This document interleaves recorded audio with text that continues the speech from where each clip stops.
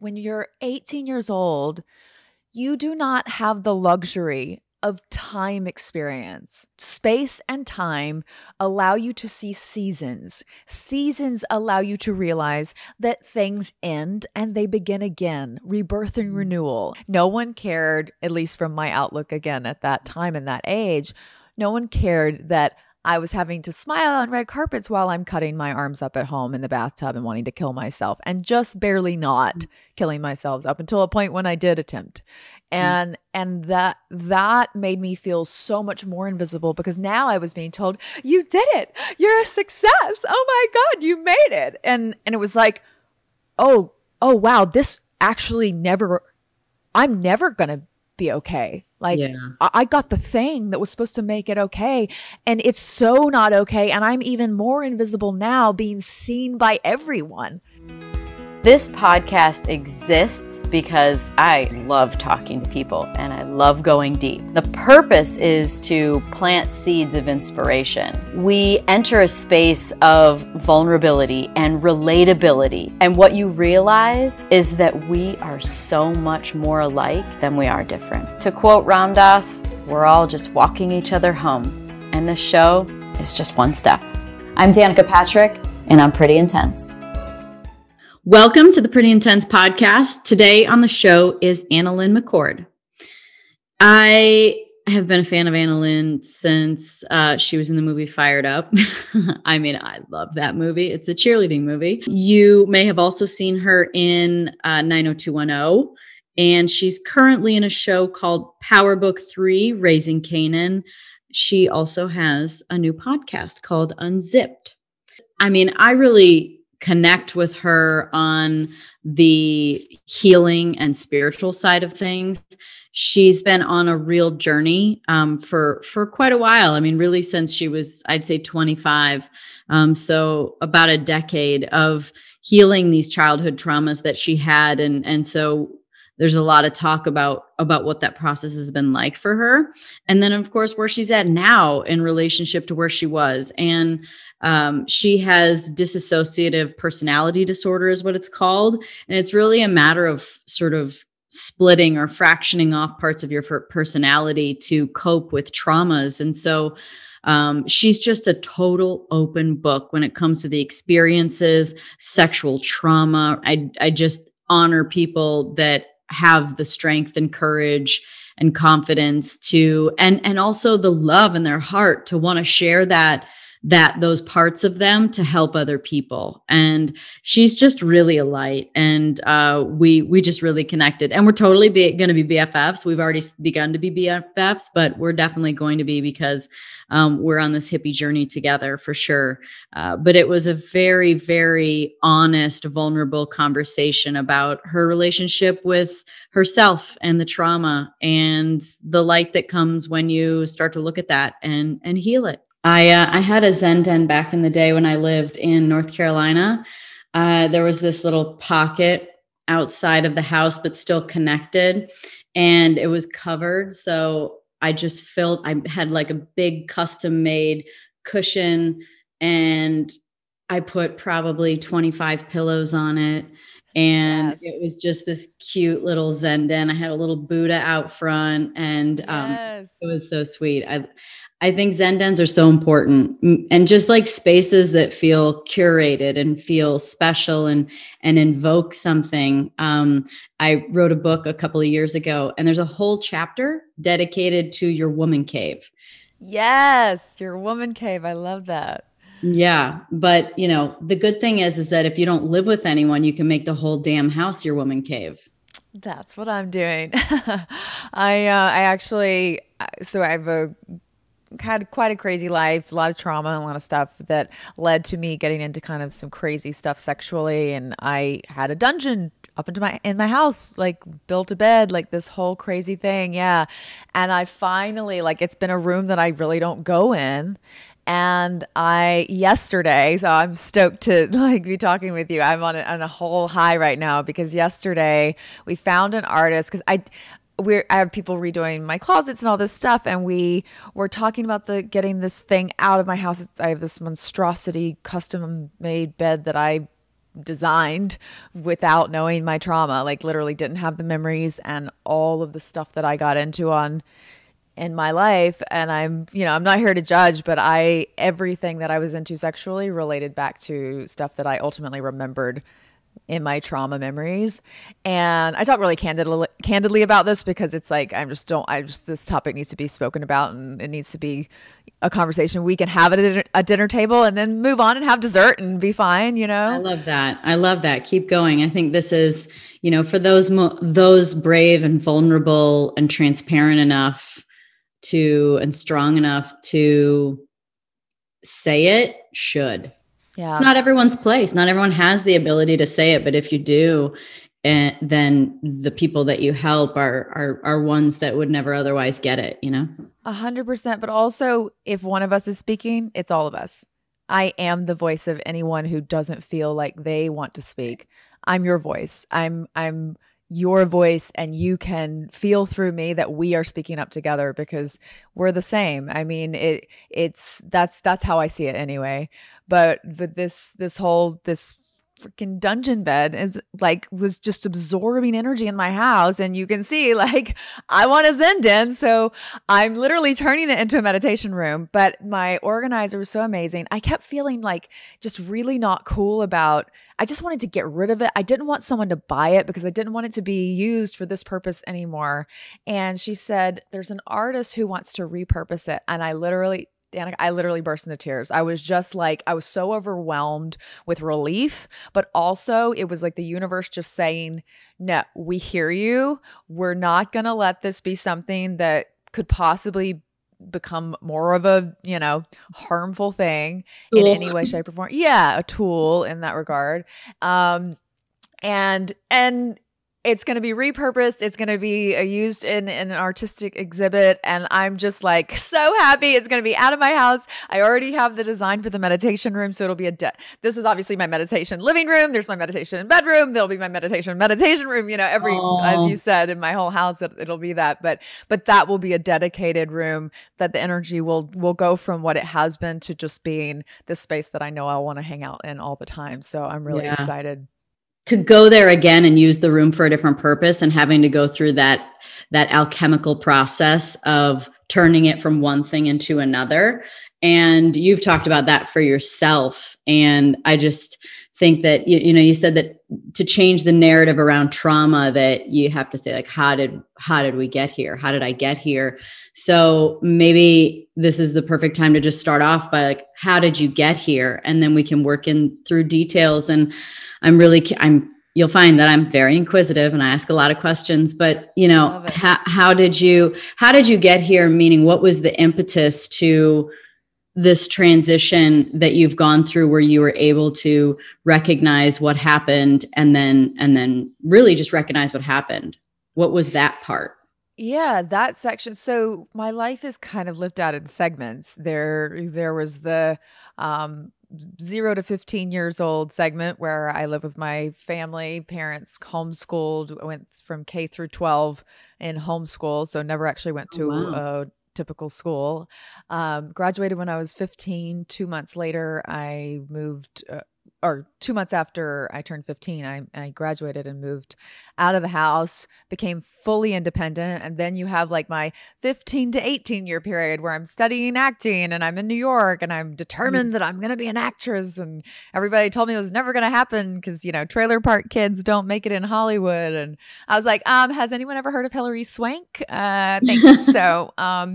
But I was a little bit of was is a strong word. I was a little bit of an arrogant child. I was like, y'all are all wrong. I'm going to prove it. And so then there was that period of just really treading through the muck of it all to make stuff happen in kind of a forcing kind of way. Toxic hustling, I think is what they call it now. Ooh, but good one. Right? I heard that term recently and I was like, yeah, we're sold this American lie, not an American dream. It's like but literally you go into your life being told that if you go after your dreams, meaning if you do a career that we approve of will mean that you are quote unquote successful, you're going to be happy and we'll be happy at a party with you. Society, or we meaning your family?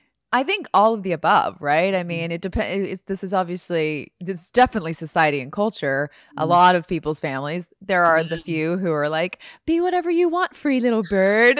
I love those people. I haven't met them, but I figure they're out there.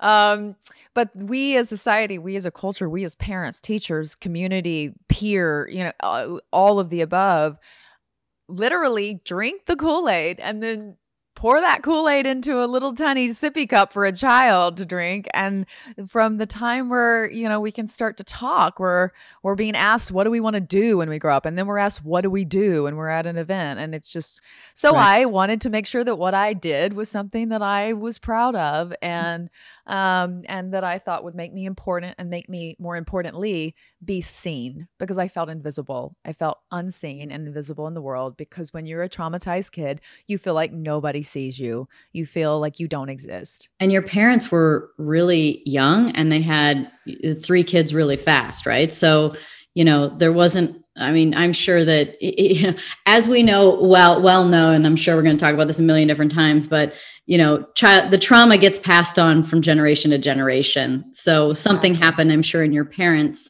childhood and their upbringing that showed them a certain path, and then they did the same thing. And so it's about breaking that ancestral cycle. And so, but your parents how old were they when they got married quick, or they had kids quick? It all went really fast, right? It all went very fast. My father was 19. My mother was 21 when they got married. They eloped 33 days after hi, nice to meet you, meeting each other. Yes. Are they narcissists? One would only imagine. The whole teach your kids not to have sex before marriage makes horny kids. That's all it does. Shit. Sorry, not sorry. But so, my parents wanted to get laid. That's my take on it. 9 months later, my older sister was born. 2 years and 2 months later, I was born. 15 months later, my little sister was born. So within a hi, nice to meet you to 4 years later, 3 kids and some mid-20s, adults, if you want to call them adults in their mid-20s, because I certainly know that I am barely an adult in my mid-30s. I'm with you. I remember 100 years ago, I got married and I was like, oh my God, I was 23 and I'm like, I'm not even close to the same person.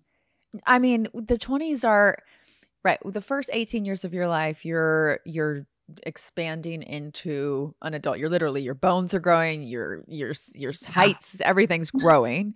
Then you are legally termed an adult by government agencies, right? You're 18, so now you're technically recognized as an adult. Your brain, the neuroscience community wouldn't recognize you as an adult, because the brain doesn't even finish structurally developing until 25. So the government's all like, you an adult at 18, and the neuroscience community is like, well, I don't know about that. And then, of course, our plasticity, I'm a little bit of a nerd, that's all the time. Neuroplasticity is all the time. No, you go nerd out on me. Okay. I was thinking to myself, I'm slipping this in, but when you were out in Arizona and I was like, oh, let's get together, because I had heard you talking about, I think it was about your podcast, saying that your role is I love all the shamans and the woo woo and the spiritual. I was like, oh my God, let's have a woo woo off. Let's see who's more, let's woo woo it together. Oh my God. I'm booking my flight back to Arizona. And I love quantum physics, and I love anything that has to do with the mind and reality. So neuroplasticity, all of that, and the power of it. You just keep wording it up. Okay. Well, I'll admit I was 2 minutes late logging on here because I had lost track of time listening to Joe Dispenza on his live he does this live expo with Gaia, the streaming network. Oh, that's cool. I just finally signed up for Gaia. Joe's great. I've interviewed him too. He's really Oh my God. You've interviewed him? Oh yeah. Yeah. I've interviewed him. I've done I did his week-long retreat. I did a 1-day in Santa Barbara last fall with him. And 18 people. Okay, where do you live? I'm just going to come move in with you. Yeah, you should. I'm alone. I just want to hang out in your energy field. It's the whole Zen area. Trust me. Okay. We're already best friends, but we're let's keep going. having I don't know what they call a girl crush. We're having girl crush moments right now. But yeah, so that I'm a nerd. I love Joe Dispenza. I love quantum physics. All of these things started to come to me in my healing journey. But that started at age 25 for me. And at this point, I had this crazy life moment. So the segments of my life continuing, there was the New York point. At 18, I moved to Los Angeles as a technical adult. And I, at this point, and I had lived a lot of life because of all the things I've been through. But when you're 18 years old, you do not have the luxury of time experience moving through space and time, as Joe Dispenza would say. Yeah. Space and time allow you to see seasons. Seasons allow you to realize that things end and they begin again, rebirth and renewal. For every winter, there's a spring, right?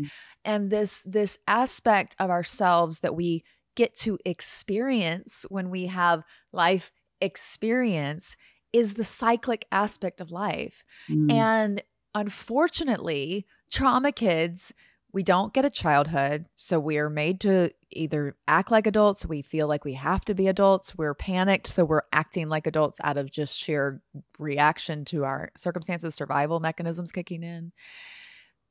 We feel older than we are, and yet we haven't seen the cyclic experiences of life where things live, die, and repeat, right? And the patterns. The patterns, yeah. So that whole experience for me was I'd taken this, the Kool-Aid that was put in my sippy cup, and I drank all that shit, and then I started filling up my own bottles with it. And I really, really thought that whole arrival theory fallacy, I really thought in this unthought known, where it wasn't something I consciously thought of, but I had the sense because of everything that was ingrained in me from society, culture, and all of the above, that once I became an actress, you couldn't fucking not see me anymore, right? One side, ... And that hit me like a ton of bricks because still no one fucking cared. No one cared, at least from my outlook again at that time and that age. No one cared that I was having to smile on red carpets while I'm cutting my arms up at home in the bathtub and wanting to kill myself, and just barely not killing myself up until a point when I did attempt. And that made me feel so much more invisible because now I was being told, you did it. You're a success. Oh my God, you made it. And it was like, oh wow, this actually I'm never going to be okay. I got the thing that was supposed to make it okay, and it's so not okay. And I'm even more invisible now, being seen by everyone than I was when I was this kid who just thought maybe, like somebody in the community could have seen me and helped. Well, that's just a perfect example of how no one can fix you, no thing can fix you, no destination, no job, no thing can fix you but you. Yeah. And so to mirror, to show you, people did see you. I saw you. I mean, shit, girl, I love Fired Up. Okay. I heard you talking about that you were the mean girl cheerleader, but it was actually the other way around, which is very interesting. But anyway, I mean, I saw you, many people saw you, so it was happening. But if you don't feel it for yourself, if you can't give it to yourself, and so much of that work has to do with the inner child and seeing the inner child, that's what I've found in my own work and my own sort of big epiphanies and healing, mom trauma, dad trauma. Is that it wasn't until I started seeing myself and taking care of my inner child and taking care of that original wound spot, right? About going back in time to that little girl and what happened that made her the way she was, or him the way he was. And it's taking care of that kid. It's not something, it's not a destination. Yeah. It's an inside job, and it's, it's an inside job. It's exactly all an inside job. So how the hell did you get to the inside? What was it that helped you realize that, no destination was going to get you there? No job, no TV show, no movie, nothing. Well, that leads me to actually answer your original question, which was what was the impetus of all of this, you know, this coming to this awareness of even just yesterday, this moment with selling the bed and not selling it and being able to give it to someone who's going to repurpose it. I got to repurpose my life. And in the process of realizing, actually Fired Up was a catalyst for me to repurpose my life for the first time. I was being offered 90210 while I was on Fired Up. Nip Tuck was the show that I was technically still filming, but we were in a writer's strike and everything had frozen in time, obviously, because we'd run out of scripts and the writers couldn't write anymore. So I had some off time and was able to do Fired Up. And in that writer's strike, a film on human trafficking that I was obsessed with. I was so adamant that I was going to do this film. I was so excited. I met with the directors multiple times. They were in the middle of rewrites and it got shelved and the money pulled out and the film didn't happen. And I was just heartbroken and I was on Fired Up and it was supposed to be such a fun setting, you know, and it was literally just, I didn't go to high school, as I mentioned, but it was high school shit going on. And I just really didn't understand how I literally went to shake the other lead actress's hand and she like was holding her little sidekick and looks up at me like, ew, you're the other cheerleader. I'm like, no, bitch, I'm an actress playing a cheerleader. And also, hi, I'm Annalynne, shake my fucking hand. And it was just this like, I do the same thing. Yeah, I was like, you're going to shake my hand. Don't look away. I'm like, nope. Not gonna let you. It was so weird. And then I got over to my group.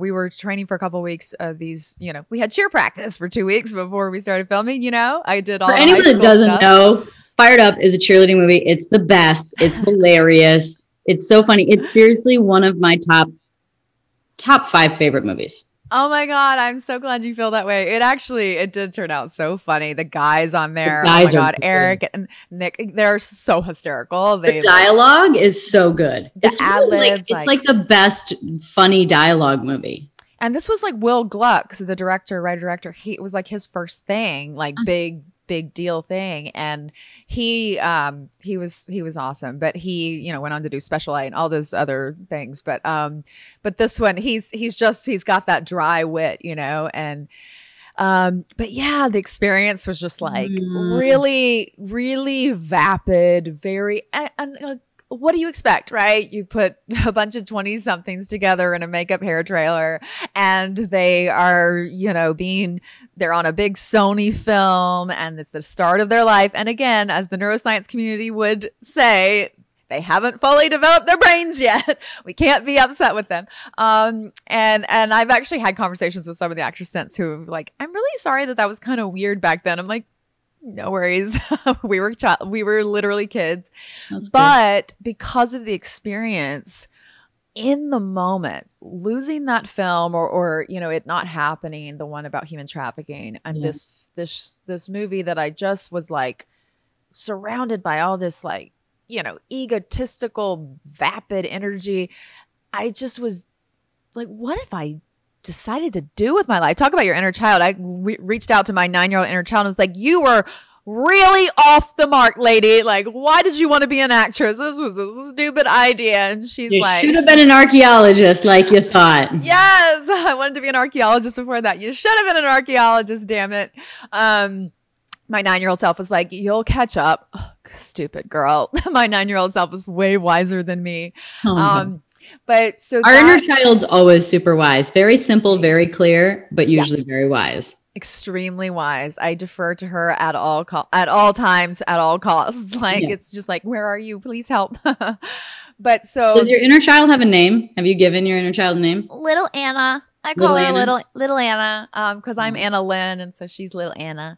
But yeah, so that this particular period put me in the position. I'm fast forwarding a lot, but all of it culminated to the point where I was in a place where I realized I have my what. I've had my what since I was 9 years old. What I wanted to do in the world. Yeah. I wanted to be an actress. This is what I wanted to do. Why did I want to do this? I didn't know. I didn't know that I felt invisible. I didn't know that I needed to be seen. My little inner child and I, like I said, we were more at odds at the time. She was kind of like, I don't trust you. And I was kind of like, I'm smarter than you. So it was just, two inner children. One was an adult, one was acting from an adult body. The other was just like, bad girl. So that point happened. Then my very good friend, who's my first acting partner in New York, Jessica Menhas, who's the founder and CEO of I'll Go First, which is an incredible platform for trauma survivors and individuals who have gone through really horrific things to come and tell their story and go first. Because she and I realized in the work that we do, taking shame out of the room was a big part of what we had to do. And it required us to go first, because shame just, it's an illusion, right? It literally, it's like a dark room. You turn on the light. One person turns on the switch and everybody can see. And so one person turns on that light and shame just evaporates like the darkness in a room with a light on. And so she created that, but she had been working fighting human trafficking for years. She was the first one to educate me on this issue. We ended up going to Cambodia. I think I'm going to go save children. They saved my life. So now I have this why, but then I was projecting all of my problems that I still don't know I have onto these beautiful, wonderful little girls who were way wiser. Again, children, were way wiser than I could ever imagine being. And they're loving me and compassionate. And I don't know why I'm being loved. I wanted love, but now I don't know how to take it. I'm so confused. So I go through that for several years. Well, you're learning it. You haven't ever done it before. So you were learning it. Things that you would normally do as a kid, you're doing it as an adult. So you're aware of the fact that it's not smooth. You don't get it. It doesn't make sense. Yes. It's not easy. It's not natural. It's jagged. Your words come out wrong. Shit, that didn't go right. This is what I mean. Because you're learning. And part of my learning, I had to make amends for, because my coping mechanisms were very interesting, but I know that I needed them. What were they? One was I was a self-righteous little bitch. So I started doing this work. First, I'm doing this, I'm going all after this career for myself, for me. And then I get there, it wasn't enough. So then I start educating myself on doing something for the world. But now I'm like, other people should be using their platforms for the world. Like, bitch, you started this like 3 minutes ago. Like, calm down. So I had a moment of that.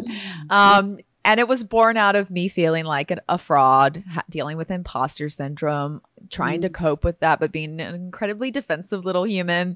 And other aspects of myself were that I could be extremely rigid. I had standards of perfection that were impossible for me to reach, let alone anybody else in my world. And I would extend that, anybody who was close to me was an extension of me. Oh, yeah. Just so no boundaries, Well, oh, I hear you. Have you ever heard of Teal Swan? Yes. I love Teal, and I learned this from her. It's just simple, but what we judge in others is what we deny in ourselves. So, yes, judgment for all of those things that people weren't doing, that weren't good enough or weren't perfect, like, because you do it to yourself. Absolutely. So it was a lot of that. Again, still haven't had enough time for cyclic seasons of life to make themselves present in my awareness. And when I was 25, I had this moment happen with someone that I really, really loved. And it smacked me in the face. And it was the first time I ever realized that I was the common denominator in a lot of my problems. Nothing like a little heartbreak to get you there, Get right in there. I hear you, girl. Lord Almighty. I was like, here's the thing though. I had done some fucked up shit. Like, I've been a cheater. I've been a liar. I was a pathological liar in order to cope. I had so many survival skills, man. I'm like, now I feel like I'm a total, like, I'm so rusty on all my skills. Cause like before I had to be so vigilant, and I could lie at the drop of a hat. Like, I literally freeze if I have to make up something. I'm like, oh, sorry, I was going to lie to you, but I can't. I'm just like, I was going to respond to you, but I just decided not to, because I actually enjoyed sitting in silence. So I know that sounds like you're not important, but it's just that I'm a little bit more important to myself right now. And people are like, I don't know what to do with this level of honesty. Like, I honestly don't know what to tell you, except that all I know how to do is be honest now. but I was a pathological liar. It's so much more effective. It's so much easier. You don't have to remember anything when you're honest. You don't have to remember anything if you're honest. That's what my mom would always say. My grandmother said, if you tell the truth, you won't have to remember what you said. And like, it never really resonated at the time, but I'm like, thanks, Mom. Now I get it. But so for me, this moment was really, really massive. It was the moment that I turned inward. And as you said at the beginning of our conversation, we go out there looking for the answers everywhere in the external world, and the journey is inside. The journey is infinite once you turn inward. And I was struck by something that everyone was saying. They kept saying that you did nothing wrong in this situation. Like, I'm so sorry this happened. You did nothing wrong. You did not deserve this. And like, normally that's what you want your friends to say, right? But I'm like, that's not how my friendships vibe. I'm like, listen, we need to call each other out on all of our issues at all costs at all times. And they're like, I just need support right now. I'm like, no, here's what you aren't seeing. My friends are like, oh God, Annalynne. I hear you. It's just, you can't, we're all wired different, and we all have different kinds of friends. Some match us really well. Some are the opposite. And, it takes all kinds of kinds. It takes all kinds of kinds. And it's like, for me, iron sharpens iron is the relationships that I trust. So if you're coming at me and you're saying, hey, I love you, but fucking, what are you doing? Like, that is, you could easily just be a yes man and this relationship would just keep floating on. But you care enough to risk me that you would stand up and tell me the truth. That means you're doubling down on this relationship. That means you're doubling down on me. And that means the world to me. That's how I see it. So it's a little reverse mechanics, but it's how, in again, trauma kids, trust is a luxury we are not afforded. So I had to really find that. And that was as a result of the inward journey. So the inward journey started when I was 25, when everyone was saying that I didn't do anything wrong. I was like, this can't be. And all of a sudden I was like, oh, wow, I've cheated on partners. I've done this. I've done that. It's just, this was the one that mattered. This was the one that mattered the most to me. And I was in it to win it. And I got blindsided, and I got to feel what it felt like to be on the other side of this. And that is exactly the type of friendships that I asked for. Call me out. The universe was like, I'm calling you out.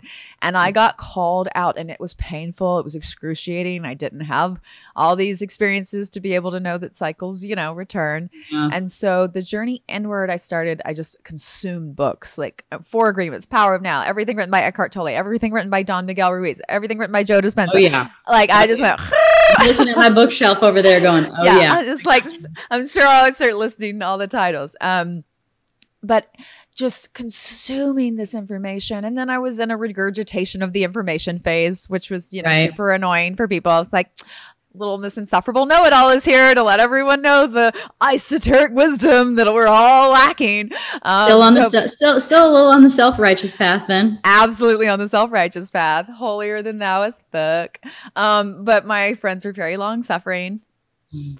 Very, very grateful for all of you guys. All three of you. Small number. Quality versus quantity. But yeah, for sure. But then at a point when I thought I had finally started to make sense of my life, I had gotten to a place where I was putting up boundaries. I was implementing them. I had realized I'd overextended myself years out, and I made a vow to myself that this one particular commitment would be the final one, and it was the furthest out. And as I completed all of my commitments, because I'm the type of person who would like show up dragging my dead ass self, jet lagged, tired, sick, whatever.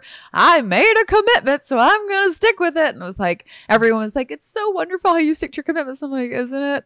And then I want to collapse, Your inner child's going, we're dying, dude. We're dying. My inner child's like, I hate you. So June of 2018, I finished that final commitment outside of myself. 2 months later, 2 months almost to the day following that event, I was in treatment for PTSD, and I had latent memories of childhood sexual abuse return. And it was earth shattering. I had lived for 31 years with one story. And in a 90-minute, I say this all the time, in a 90-minute session, my entire life story changed. And I was just... Was it a therapy session? 90-minute session? You mean a therapy session? Session of EMDR. So my doctor, she's a specialist in eye movement desensitization and reprocessing for post-traumatic stress disorder. Specifically, she works with women and girls who are victims or survivors of domestic and sexual abuse. And had you been working with someone for a long time, like since you were 25 and now you're 31, did you start working with a therapist then? And so it was sort of like a buildup. And how long had you been doing EMDR? So I actually never went to see a therapist. I saw a therapist like twice. I was extremely resistant, probably because my brain prior to 2018. Prior to 2018, I had no interest in therapy. And I believe it was my brain. I believe that my brain knew if I was in a treatment session where someone could see me and actually see me, they would figure it out. And I wasn't ready to know. And I think that that's something that, and just before I answer your question about EMDR, and I will go into that, I really want to stress the point that your body, your brain, your cells are geared to protect you at all costs. Yeah. They are so kind. They are so kind. Ego. Just the actual biological makeup of the human is designed to protect. It doesn't know that the coping mechanism it used to protect you might be the very thing that's now harming you. Yeah. But even still, we have to honor that biological process. My body and my brain knew that if I went into treatment before I was ready, I would not have the bandwidth. I worked 90 hours a week. I got on red eyes every weekend. I'm a million miler. I just hit million miler status earlier this year because I run from my problems. I would get on a plane to anywhere or nowhere. It didn't matter. If something was going on, I wanted to get the fuck out of Dodge. That was it. That was the whole just running. I had to slow down and I had to create safety for myself. And in order to do that, I needed 31 years worth of life to learn the cycles of life to get to a place where it was going to be okay enough for me to then go into eye movement desensitization, reprocessing, to go into EMDR. And to answer your question, I had 2 intake sessions, Danica. This was my first EMDR session. I had been in therapy all of 5 appointments in my whole life. Oh my God. It was brimming. It was brimming. It was ready to go. We did 2 intake sessions. I did a Kundalini breathwork workshop on the Sunday following my Thursday appointment. And the memory that we were actually going to tackle was an entirely different memory and this is something I stress a lot. Breathwork is something I use every single day, and I see you nodding your head. So you know the power of pranayama, holotropic breathwork. I went into a 2.5-hour workshop for Kundalini breathwork. It's not like crazy Kundalini. Everybody like gets all weirded out if they don't know what it is.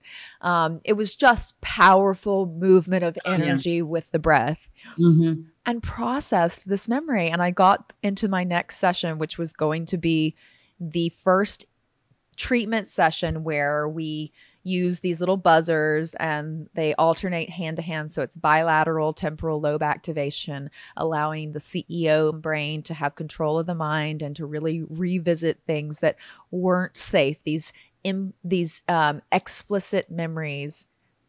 Explicit memories are the ones we log. Implicit memories are the PTSD memories that I describe as memories that float around an empty space like a feather. And then someone turns on a vacuum when a trigger point happens and it just gets sucked up and you don't know where you are and what's happening. And it's so immediate, right? So I had this workshop. I did 2.5 hours of breath work. I really went through this memory, just came because it was so there. We had just spent the last session talking about it, my doctor and I. So I go into the session the following Thursday with my doctor to actually begin the buzzer process where we are going to drop in and look at these memories. And I told my doctor, I said, I don't feel that icky, gross feeling around that memory that we were going to look at. And she said, well, I explained to her the workshop and she said, you processed. She said, the process of EMDR, the whole point is to connect the body and the mind I was completely numb from the neck down. I would go around like laughing, like, oh, I have a high tolerance for pain. And I say, you don't win awards for having a high tolerance to pain. Pain is a thing we have to have. Or I put my hand over my candle, right, and I don't feel heat, I burn my hand, right? Pain is a beautiful gift. Exactly. Yeah. My doctor said that my skin sensitivity was so low. She'd never seen anything like this in her practice before. It was so low. I literally kept telling her to turn up the intensities of the buzzers that I had in my hands for the process to go. She's like, I can't turn it up any higher. I couldn't feel, Danica. My skin, like my ability to feel was so numb. I was so cut off from body, from head to body. Is this why cutting happens and why, physical abuse happens? Because you're just doing anything to feel anything. Anything to feel anything. So, the BDSM, I didn't like normal sex I wouldn't even know it was happening. I was so desensitized and I would cut to feel because I felt so numb. My poor little inner child was in a house that was terrifying for 31 years because I left the abusive situations and started abusing my own house that she lived in. And she was terrified. She was terrified. And the EMDR process would introduce me to her. And she didn't want anything to do with me because I would see her in my mind and she would run into blackness and disappear. And I would tell my doctor, like, oh my God, what do I do? Like, she won't stay with me. She's like, you have to build trust. She doesn't trust you. You've made it very unsafe for her. And I was like, I'll do anything. That's so true. I agree. I mean, like, for me, when I met my inner child, like at first I describe it like she was in a dome, like at the top of a tower, and it was like a concrete dome. Yeah. And there was like a little window, but she was voiceless. Like she had no voice. She didn't say anything. And then like, as I processed more, it's like she came down to the bottom and then she's kind of standing at the doorway and she still didn't talk, but at least she was kind of like a little taller. It seemed like she stood up and, kind of curious about going out, but she wasn't sure if it was safe. And like, now we hang out and I'm like, hey, how you doing? Totally. Anything I should work on? And she literally just goes, play. I never played. I didn't play. And so I totally get it. Like the inner child does not, you have to teach it by teaching yourself. Yes.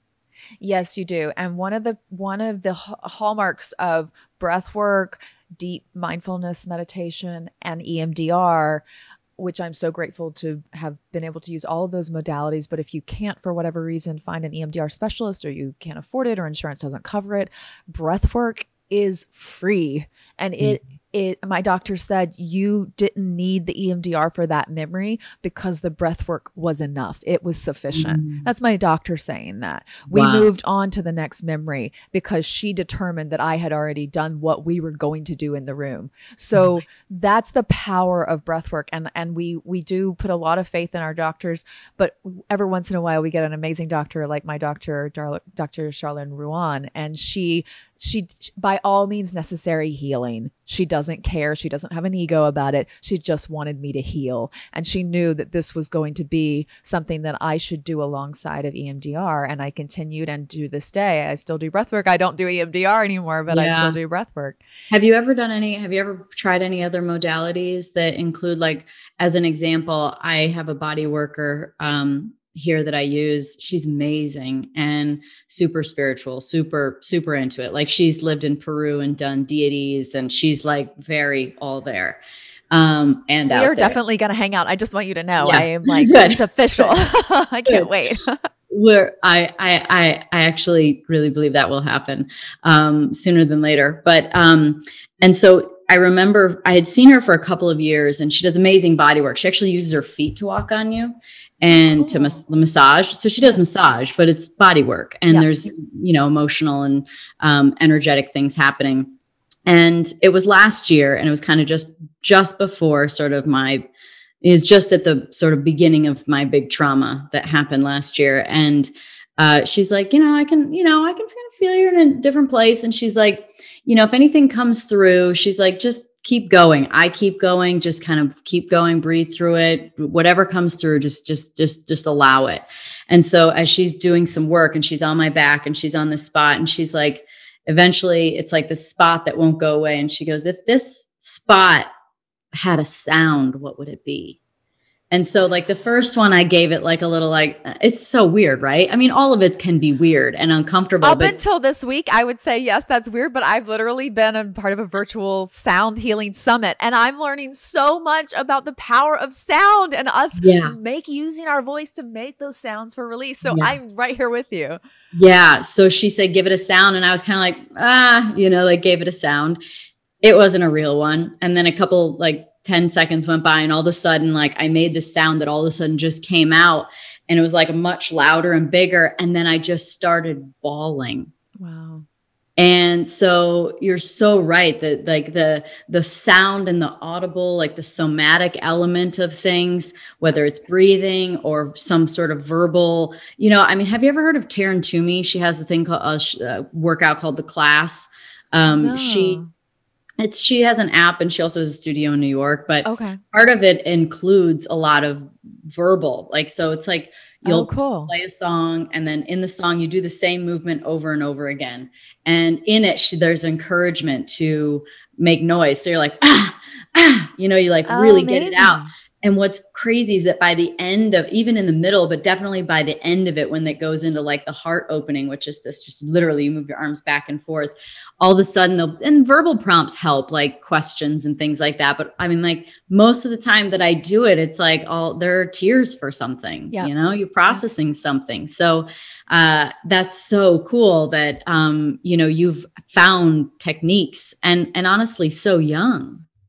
Well, I mean, you said it too. You said it about your little, I said your daughter, your inner child. I think of my inner child as my daughter now, but being silent for so long, right?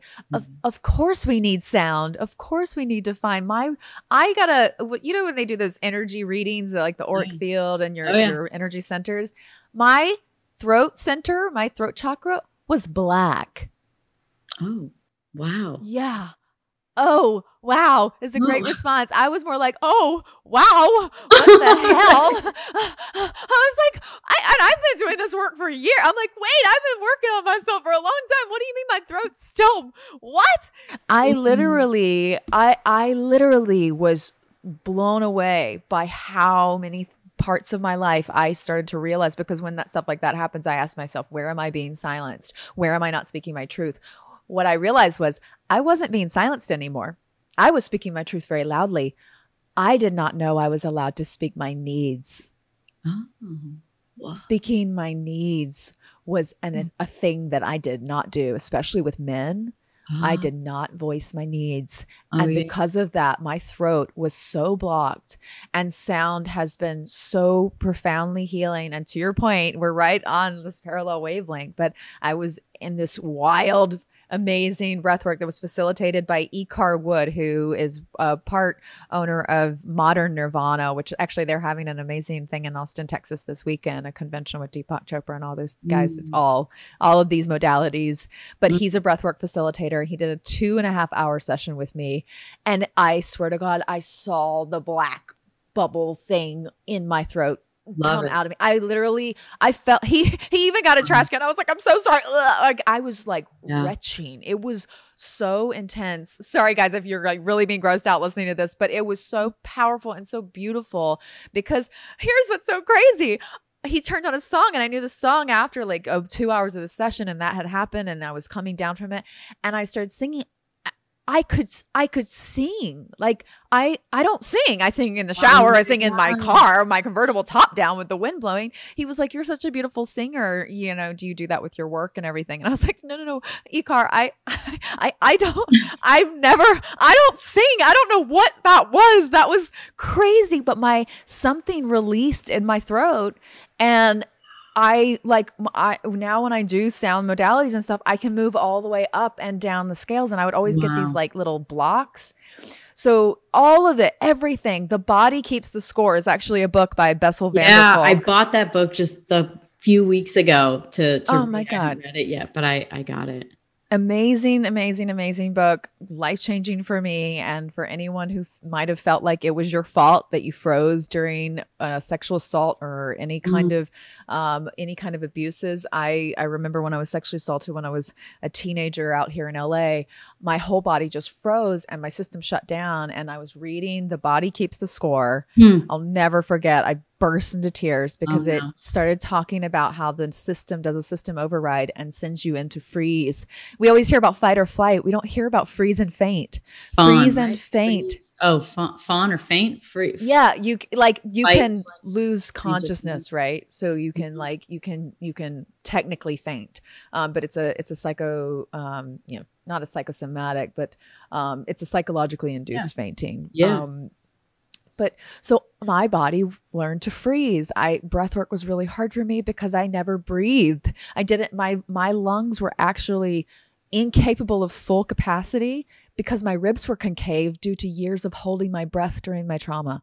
These are all things I learned by body work. And I'm so grateful again to my doctor for not saying that Western medicine is the only answer. She wanted to work with all modalities because she wanted me to heal. Did you ever, speaking of Western medicine versus Eastern, were you ever taking anything? Were you on any kind of antidepressants or anything ever? Yeah, I was diagnosed bipolar. So my family has bipolar. I recently had my brain scanned by Dr. Daniel Amen, who believes that we shouldn't just sit someone in a 30-minute session with a psychiatrist and then start trying out pills on them like they're a lab rat. He said, why do we have you come in for a heart EKG if you have a heart issue? Why do we have you come in to see, an ultrasound when you have a stomach issue? And then we just the brain, it's not that important of an organ. We don't really need that one so much as we need the other ones. We won't look at that and we'll just throw chemicals your way and good luck. I hope it works out for you. He's like, I don't understand this. You need to see what you're diagnosing before you diagnose it. So he scans brains for mental health patients. And he has an incredible book called The End of Mental Illness, which is a little controversial, the title, but it's pretty brilliant where he goes with all of it. That's amazing. And for people listening, because I think there are a lot of people taking something. And I don't want anyone to feel like a loser or like you're doing it wrong. I think, I work with this lady, her name's Elisa Romeo. She wrote a book called Meet Your Soul, which is how I met my soul and gave it a name. She's Lucy. Hi, Lucy. But she talked about these kinds of medications in a way that made a lot of sense to me. Because I guess I would come from the other side of like, don't take it, like deal with your shit, suck it up, or, all those kinds of things, probably things that I shouldn't be saying to myself anymore. But I was like, let's listen to this. And she said that sometimes you're so depressed or you're so sad and you're so in it, so much anxiety that you literally can't choose a good thought. So for those holes that you're in where you just can't get out and you can't choose a good thought, it's good to take something so you can start to choose a good different thought, so you can start to reprogram. It's almost like a neuroplasticity phase where you're like, it's 100% patterning yourself in a different way. And the idea is to get off of them. But in the beginning, if you can't get out of the hole and choose a good thought, that they can be really helpful to repatterning and to getting on the right track. Absolutely. I know so many people. No, but I experienced both sides because I was put on Lamictal. I was put on a mood stabilizer after being diagnosed with bipolar because I was in a depression that I could not get out of. And for that exact purpose. And because you're all into the brain, when we do something repetitively, the brain learns it. The brain learns depression. The brain learns anxiety. It repeats it because it's experiencing it over time. So to unlearn it, we do need assistance. And if modalities like breathwork and meditation and all of these things aren't cutting it, or you're not at that place where you're interested in it yet, whatever the case may be, because of the symptoms that I had that were in alignment with bipolar, they were trauma induced because they've been healed once I got through my trauma. So I couldn't really have bipolar if I no longer have bipolar symptoms. Bipolar is seen as a chemical imbalance, which means it is incurable, unlike a personality disorder or something that is alterable. It is so to be diagnosed as bipolar and then to no longer show symptoms of bipolar with no medication consistently for 2.5 years, which is where I'm at now. There was a little something going on with my psychiatrist diagnosis of me, right? Well, it's stunning. You know, you were a child and, you know, probably, I mean, the brain is the final frontier. We don't get it. That's why there's a million. I interviewed Neil deGrasse Tyson and he's like, whenever there's someone writing a lot of books about something, it's because they don't get it. They don't know. And so there's like a lot of books about consciousness and the mind and how everything works. But, you know, so it's imaginable that, you know, as we continue to discover that, you know, there's, you know, dissociative personality disorder, which is what you then were, which is what you had versus bipolar, right? Yes. Right. Yes, so you split as a kid because you couldn't be yourself. So you had to go be this other person and you just had to reemerge them. I had to integrate. And it's so, you know, I think the most important thing for anyone who might be experiencing this right now or be uncertain that you're experiencing it, because I didn't know I was splitting. I had the sense that I had bipolar because I ticked all the boxes. I had hypersexuality, hyper spending or hyper frugality. I would swing between impulsively spending to being really, really like, I'm not going to park in a meter and drive around the block 10 times to find I can afford a $2 meter. I don't know why I'm tripping. I had insomnia, grandiosity. I don't know if the grandiosity went away completely. That one's still my ego working on that. But I ticked like 7 out of 9 boxes and was diagnosed with mild hypomania. And what Bessel van der Kolk talks about in that book that you just got, The Body Keeps the Score, is how he's fought for, at that point, over 25 years with the American Psychiatrists Association to have them put in the Diagnostic Statistics Manual, the manual that all psychiatrists have to purchase every 5 years or whatever it is when they update it, to put into that book that trauma is something that people have and that it should be looked at when you're treating people and giving them chemicals and putting them in their bodies. So I'm on both sides of it. I'm both grateful for the mood stabilizer that absolutely, I'm so grateful I was on it when my memories came back, because I did not go into what could have been a really horrific downward spiral due to the instability of the patterns of my brain at that time. Yeah. But then I retrained my brain through all of the healing modalities I began. And by November of 2019? Yeah. By November of 2019, so my memories came back in August of 2018. By November of 2019, I went off my medication with my doctor. I didn't go back to my psychiatrist because he was already trying to like have me go on something else. The more I told him I was doing well, he was like sure that it was my grandiosity and was trying to put me on different things. I talked to my doctor, who's an actual PhD and has a background in neuroscience and knows the brain very well. So specializing in EMDR, which is specifically a treatment of the brain, right? And she said, let's watch how you do. And and then we went into 2020. I should have had a lot of episodes going on in 2020. Right. I'm exactly who's talking to you right now as who I've been over the last year and a half, all through this situation.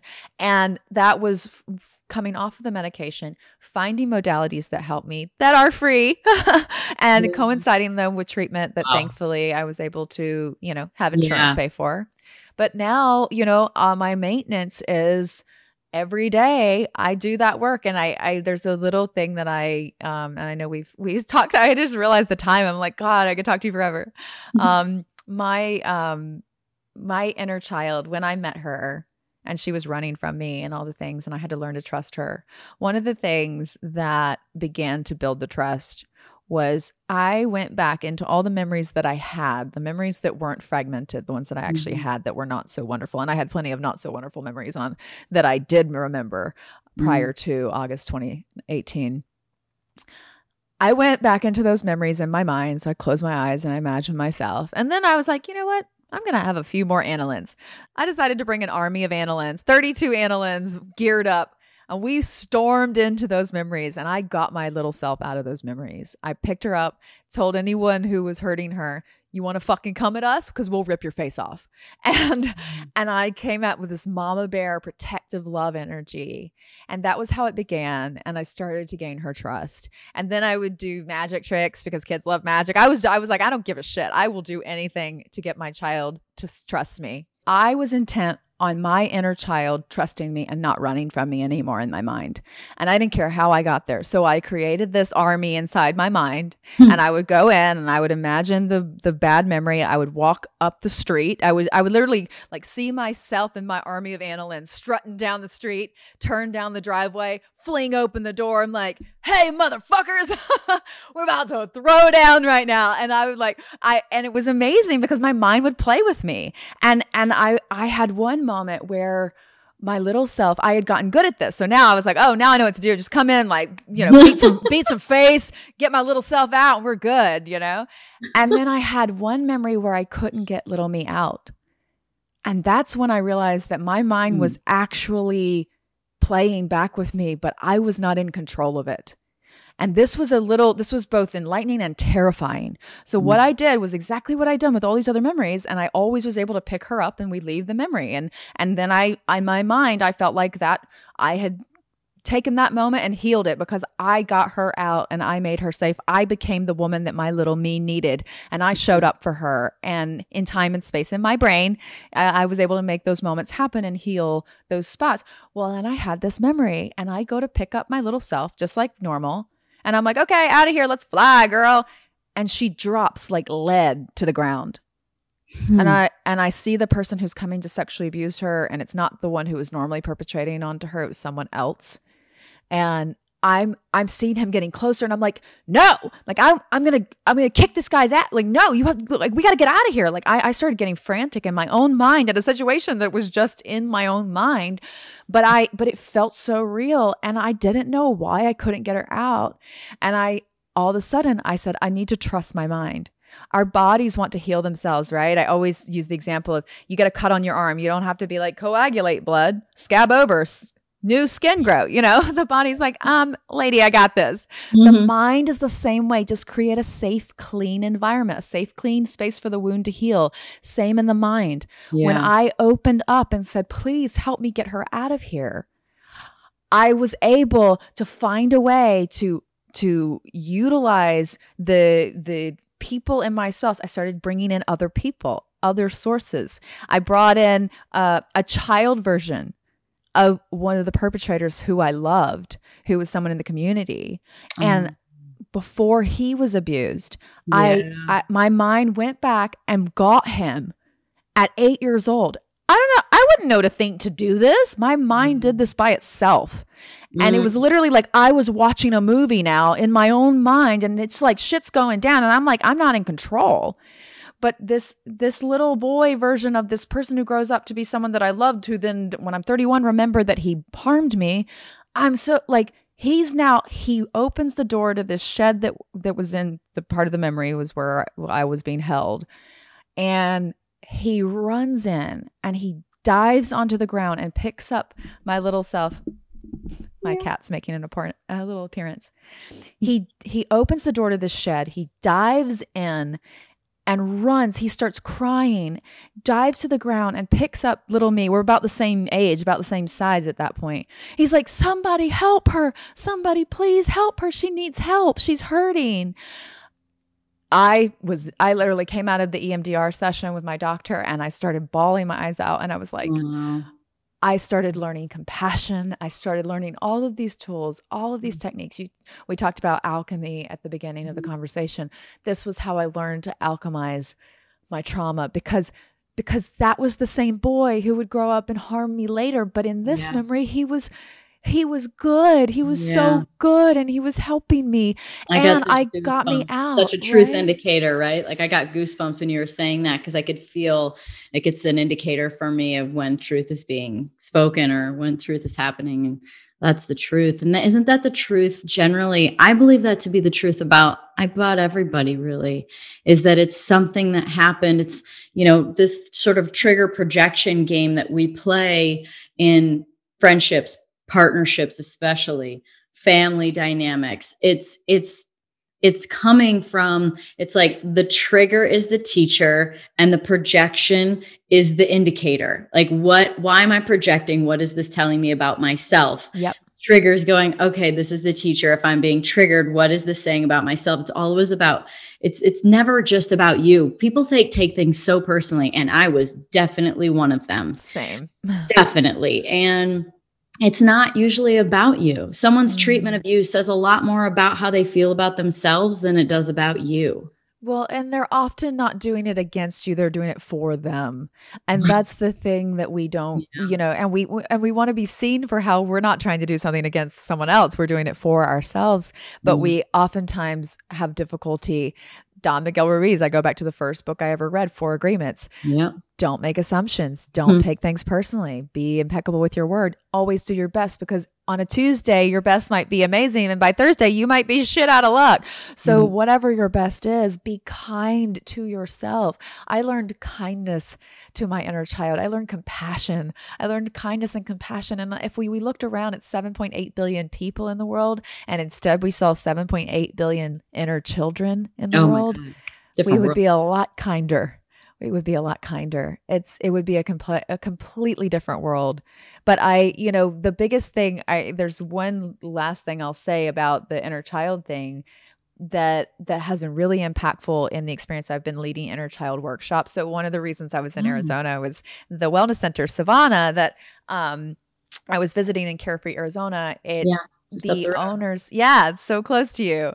So we're going to do that together for sure. But the owners of that wellness center had such beautiful intentionality behind creating it. And they wanted to create a space that was affordable, but also was a place where you could go and have an actual wellness retreat, and you could find yourself or find these healing modalities and learn things to take back into your world.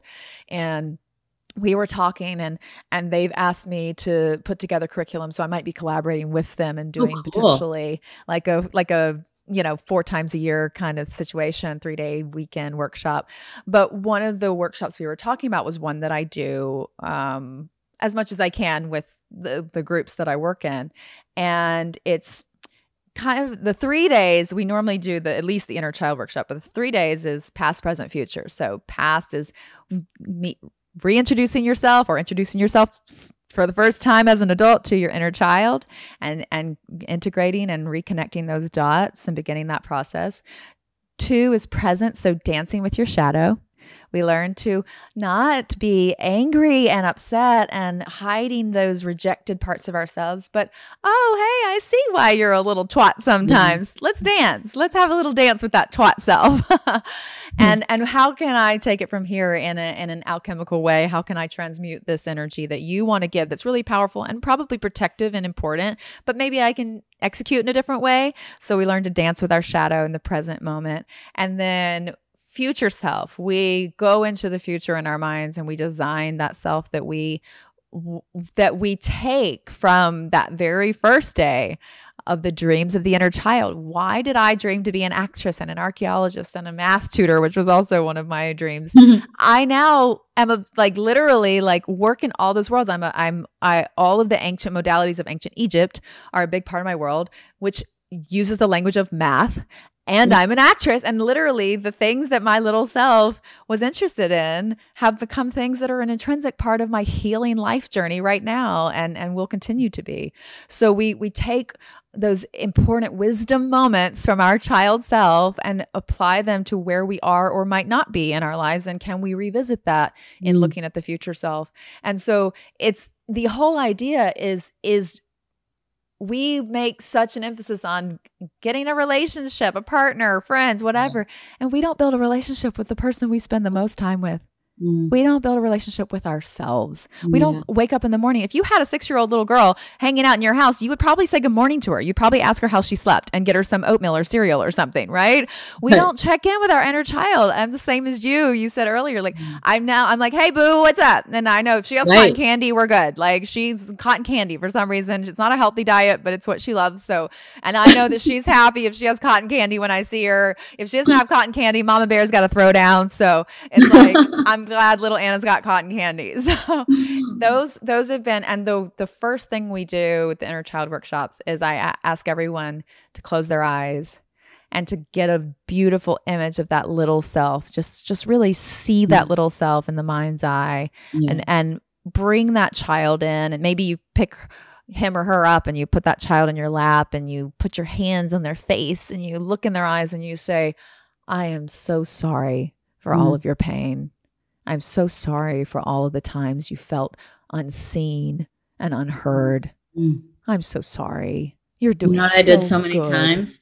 I would literally like hug myself like this and just tell myself, like, tell my inner child, I've got you. Yes. And the dialogue was always, I've got you. And then it's like the inner child's like, I've got you too. I always have. Like higher self's like, I've got you. I always have. Inner child is learning. I'm saying, I've got you, and it's just, you just got to have them and they'll have you. And 100%. It's a beautiful relationship. It's a beautiful relationship. And one of the things that I immediately did once I realized, maybe I need her to have me more than I've got her. I was like, please be my guide. I have no attachment to my body. I was learning to feel again through all the numbness. And I said, I don't know when I feel bad. Will you tell me? Will you tell me when something doesn't feel right? Because I don't trust my own self because I've been so cut off between my body and my mind, like my head to my body were just chopped. Like the feeling was so low and I didn't get those gut instinct feelings that people feel. I didn't have those. Wow. Has that come back? Have you all back? Oh yeah. I'm like, ow, like you pinched me. Like I feel everything now, but I also feel the intuition and gut. But I would go, like my friends would always put me in the front at like one of those like haunted, like, not scary farm or whatever things. Yeah. Look, nothing scared me. You could jump out at me. My sensitivity to things was so not there. I was like, oh, I'm supposed to be scared by you, but I'm not. Like it was just delayed. It was crazy. Have you realized all of that's back now, thankfully? Like your love and empathy and care for other people went up too as you started doing it for yourself? Because I was kind of one of those people that stayed a little dissociative to kind of things and just pushed through. And so I tended to kind of inflict that same idea onto people, like just push through. And now I just, sometimes it's right away, but other times something will happen. Somebody will share something and I'll start and I'm like, wait, no, thank you for sharing that. That was beautiful. That was really, it might be easy now, but there was a point in time that was very hard. And, to honor the person as it goes, like that wasn't something that even registered as much with me before I healed those things. And so it was like, I'd say this a lot, but as I break open to more pain, it accesses more pleasure. Yes, which is actually, it's actually one of the Hermetic principles, right? The polarity of things. I gotta go get it. Did you know that I read the Kabbalion? I read it's literally, it was the last book I just finished. The 7 Hermetic Principles. Yeah. I also went to Egypt earlier this year. I love Egypt. Holy shit. I've always been so interested in Egypt, but I just read the 7 Hermetic Principles. And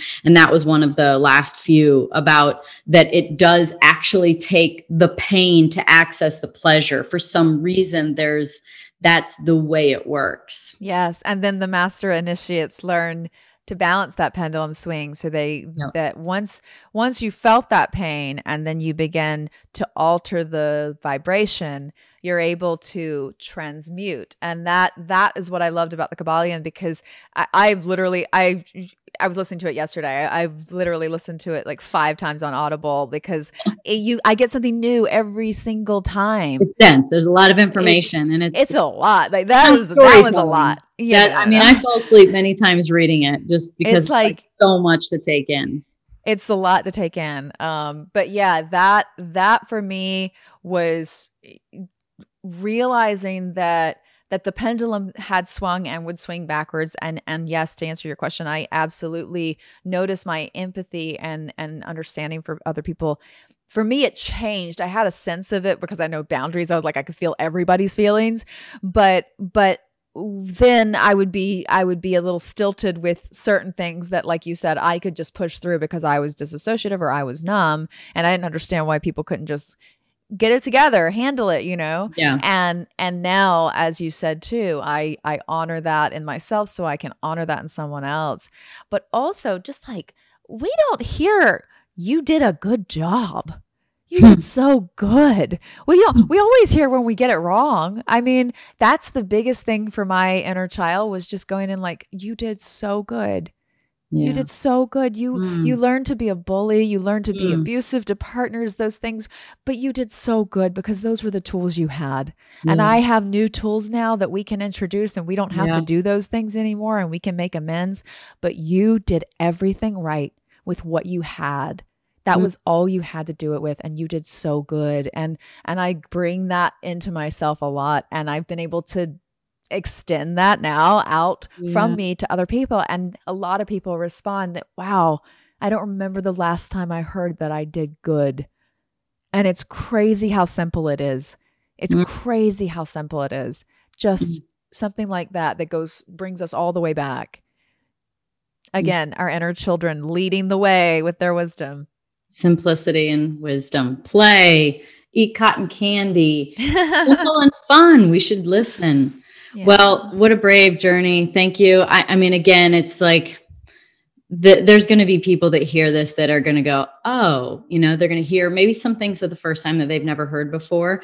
But I always say that it's, you know, never underestimate. I'm not ever trying to make anyone think or do something, but it's seeds, right? Like there might be something that happens somewhere later on and they'll be like, And usually the second time you hear it or think about it, it's really a changing moment as opposed to the first. So sometimes this might be some of the first time people heard this stuff. Maybe it's the second time in the moment that they really need to, they really realize that they're going to do something about what's going on. But man, life is such an interesting experience. It's like it's all feedback about you, right? It's just it's the craziest thing. I've asked many people, like I've asked a few really smart people. One of them you'd probably love, Nassim Haramein. Have you heard of Nassim? Love him. Yeah, I interviewed him too. Oh my gosh.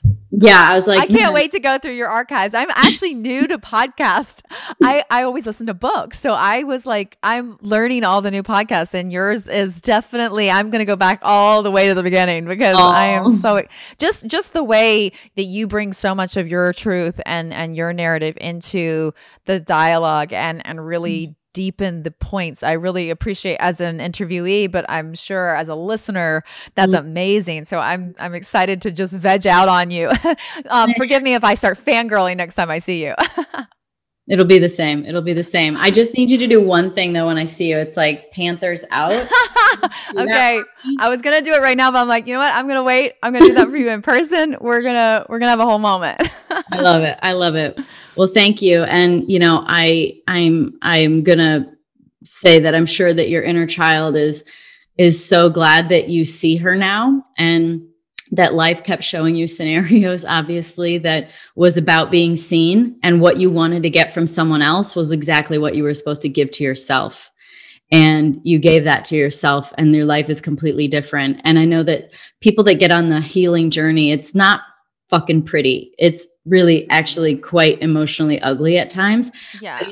It's a ride that you never get off, because it's really just like new levels of reality for you, of joy and perspective and patience and compassion. And it does make you a whole new you, but a better you. I think there's always a fear around, it's like Joe's book, Breaking the Habit of Being Yourself. I feel like people hear that a lot, and maybe it's my own mind saying this, but you read that and you think, well, I like me, and I don't want to change who I am. And it's like, not about that. You can't change your essence. The reason why you're here today, and why you were there 10 years ago, and why you made it from trailer park to the big screen, is because your essence is that vibrant and that magnetic and that powerful that no matter what shit was going on down below, your essence is always there. Your inner child, your higher self, whatever you want to call it. And so the transition of like being a whole different person is really is really more your perception. Yep. Your perception in life changes, and 100%. Then you feel like a whole different person. But your essence has always been there since you were a little kid. That's why you had like your big boy pants and you got shit done, and why you have an army of 32, yes. And why you're doing what you're doing now, and why you're brave enough to say the things that you're saying. So thank you so much. Absolutely. And I'll just add one last thing to that, because I think what you said really resonates with something that I found in my life. I learned to make the exact same decisions with the exact same outcome, no longer from fear, but from love. Instead of being afraid for my well-being, I love myself enough to take care of my well-being and make that same decision and remove myself from a dynamic or whatever it was. But I was doing it from a different place. And so the power of perception has been the most profound aspect of my whole existence, as it is for all of us. So I appreciate that. And I appreciate you. And this has been so wonderful. Thank you for having me. Thank you. Well, we'll see you. You're going to be here next weekend, right? You're coming to hang out? Yeah, obviously. Thanks everybody for listening to the Pretty Intense podcast today. I hope you enjoyed it. If you like what you heard today and you want to hear more, please click on the subscribe button.